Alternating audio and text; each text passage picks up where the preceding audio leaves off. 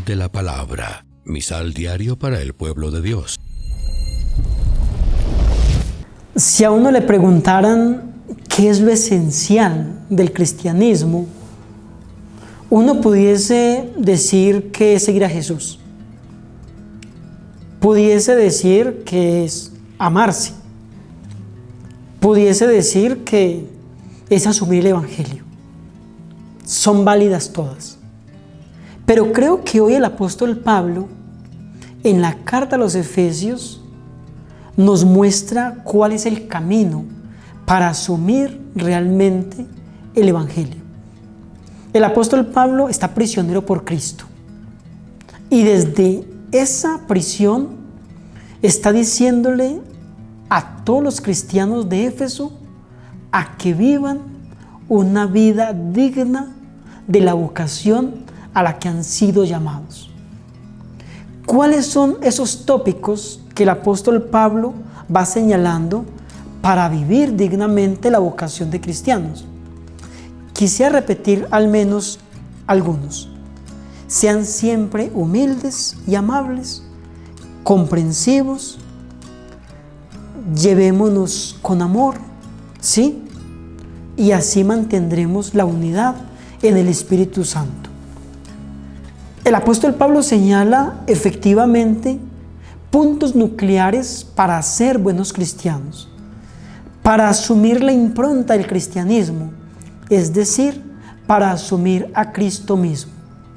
Ser humildes, ser comprensivos, pero sobre todo también amarnos así como Cristo nos amó.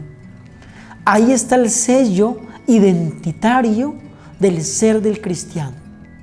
Asumir con fuerza la vocación a la que hemos sido llamados. Una vocación que entonces el Salmo nos va a decir con una bella pregunta: ¿quién es digno de estar entonces en el monte del Señor? ¿Quién puede estar en el recinto sacro?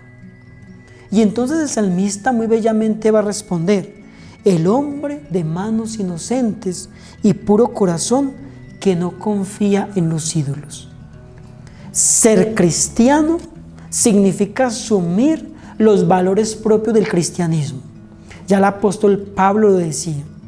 Pero el salmista refiere un panorama mucho más amplio, y es decir, que solamente puede estar en Dios aquel que confía solamente en Dios y no pone su confianza en cosas materiales, es decir, no se cae en idolatría. Ahora bien, el Evangelio de Lucas nos muestra también a nosotros un reproche que hace Jesús. Nosotros somos buenos para interpretar los signos de los tiempos, para saber si llueve, si no llueve, si va a caer una tormenta. Incluso se puede también decir si va a haber un terremoto o no. Eso pasaba en los tiempos de Jesús. La gente sabía interpretar muchos fenómenos, pero Jesús dice: ¿por qué no saben interpretar el momento presente? Es decir, no saben interpretar que el momento presente soy yo. Es decir, la acción salvadora de Dios manifestándose en la historia, preñándola de salvación y haciendo posible que Dios sea todo en todos. Y por eso entonces Jesús dice: interpreten el signo presente, es decir, yo. Jesús se convierte en el signo de Dios, en la visibilidad de Dios, en aquel que hace posible que nosotros experimentemos al Dios revelado, al Dios misericordioso, al Dios compasivo, al Dios tierno, al Dios papá, al Dios papito. Pidámosle pues a Dios en este día, hoy viernes, que asumamos nuestra vocación cristiana para ser santos e irreprochables ante Dios por el amor. Que no creamos en ídolos, que creamos solamente en Dios para habitar en su monte santo. Y con el Evangelio reconozcamos en este tiempo presente que aún Jesús tiene toda una palabra de vida para usted y para mí. Encuéntralo en nuestra librería virtual y red de librerías San Pablo. Más información: sanpablo.com.